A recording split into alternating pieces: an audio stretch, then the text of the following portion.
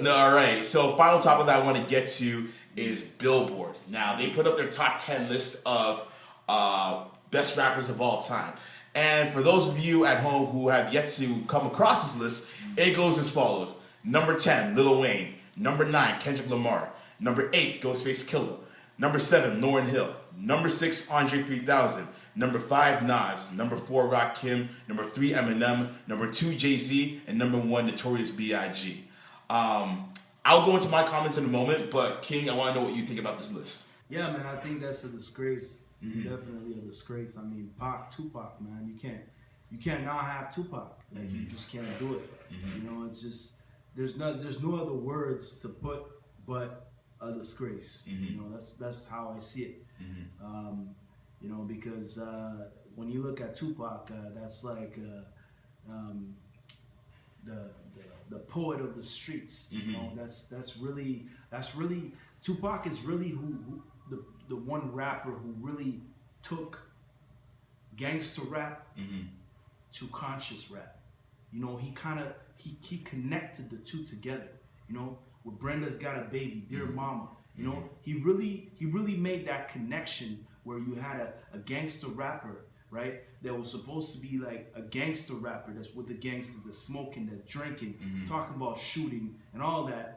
But then you have the political stuff that he's saying. You have the deep stuff, the deep messages that he has in his songs. You know, changes. You know, kill a nigga, pull a trigger, he's a hero. You know what I'm saying? Like you have, like you know, you it's not just like he really. I feel like he really brought substance to rap. You know, where no matter what you were, white, black, Asian, you know, Indian, you hear Tupac, you're like, yo, this is some real stuff, man. I can relate to this. You know what I'm saying? This is not just I'm outside the block waiting for niggas to come out and hear the Glock. You know what I'm saying? This is like, yo, you know, like, you know, dear mama.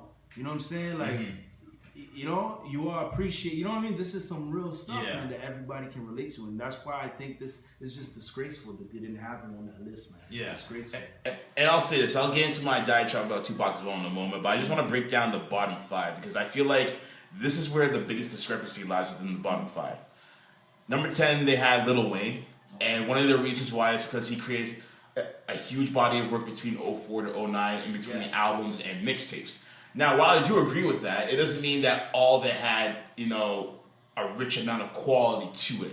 You know, I felt like some of the songs that he did were very derivative. They had the same kind of topic over and over again. And while the work ethic was there, it doesn't mean that the product spoke for itself because Lil Wayne has never had a classic album before. That's a fact.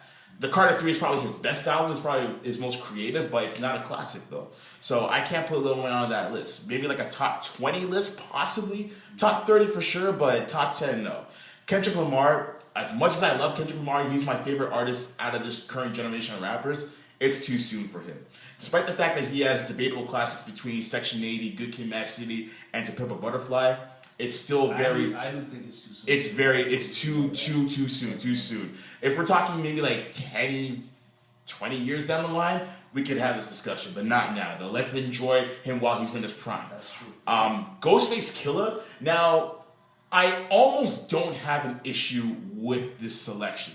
Maybe if it was at number 10 itself, then I'd be like okay with it. But right now, I do have an issue with it because he's a member of a group. But then I don't have an issue with it because he's put out like 7 albums. And that's more than what half the artists in the industry have done within their tenure as an MC. So, and he's also been lauded as a general favorite amongst fans as far as who the best member of the Wu-Tang Clan is. He's the most consistent as well.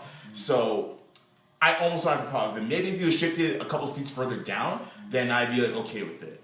Lauryn Hill, 1 album isn't enough. Especially if that 1 album had majority R&B on it. And there's a reason why the Grammys, as much as they're not a benchmark for rap, did not put her album in the category of best rap album because it wasn't even close to 50% rap. It was mostly R&B. A few rapping segments in spoken word, intros and outros here and there, but for the most part it was R&B. And she was a talented lyricist, but again, 1 album isn't enough for me to put her on that list. And Andre 3000, similar thing with Ghostface. He was in a group for the majority of his career. And at least with Ghostface, he put out multiple solo albums, but Andre hasn't even put out 1. I mean, technically, you could say the Love Below was a solo album, but it was released as a double album as Outkast alongside Big Boy's side of the project. So again, we can't just give him that nod off the strength of his feature versus that he's done over the last few years or so. Now, the top 5, I don't necessarily have a major problem with, other than Tupac, of course.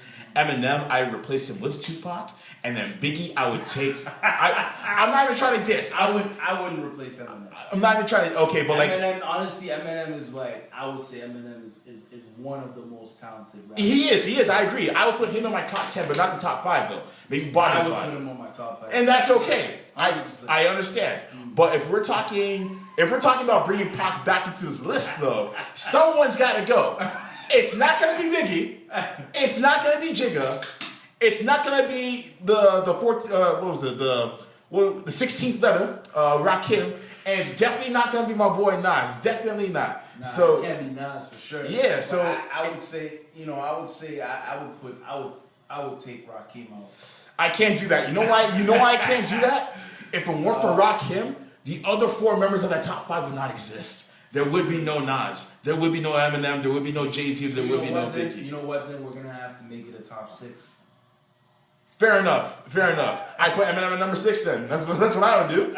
I was gonna do that anyway. Right. And as far as Pac not being on the list, that's a disrespect. Like he's easily top 5. Say what you want. I've heard a lot of people say he was a hypocrite. He wasn't that good of a lyricist in comparison to other rappers. Be that as it may, he wasn't as strong in the wordplay aspect, but it was his delivery, it was his diction, and it was his influence and the impact of his music that he had over time, and it was the work ethic that he put into his music that kind of had people, almost losing their minds in a sense. The fact that he was still able to release albums after his death, that's more so his label, of course, but nonetheless, the fact that he had that much content to put out in cohesive projects says a lot about the artist himself. And it's to the point where there are now schools across America that have programs, enlisted to discuss Pac's artwork, basically. So to have that much influence and for him not to be included in the top 5, I think it's just you know what, I agree with you. If Pac was in that list, which he should be, right? I don't know if he would be number 1 or not, right? But I would definitely put Eminem at number 7. I don't know who I would place on number 1, to be honest, because I'm trying to separate the fan from the objective person in me. So it's a very hard one to decide. I would, you know what? Man, I would put Pac in number 1. I would put Tupac. You would? Fair enough. If this was 10 years ago, I'd say that in a heartbeat, but me having a broader mind in hip-hop nowadays and being a bit more analytical, having like a higher IQ for it, it's very hard for me to decide. I would put Tupac number 1. I would put Biggie number 2, and I would put Nas number 3, and then I would follow it up with the rest, whatever, who else. Fair enough, man. Fair enough. I think Nas is like also one of my favorites too, and Jay-Z too. Jay-Z, I would probably put him after Nas, but no, definitely you can't mess with the foundation. You can't. Of the whole art, man. You definitely can't. What do you think about our list, ladies and gentlemen, or this list rather? Hit me up on DM. Hit me up on Twitter at DM_cool or cool_radio, and let us know what you think. All right. Now.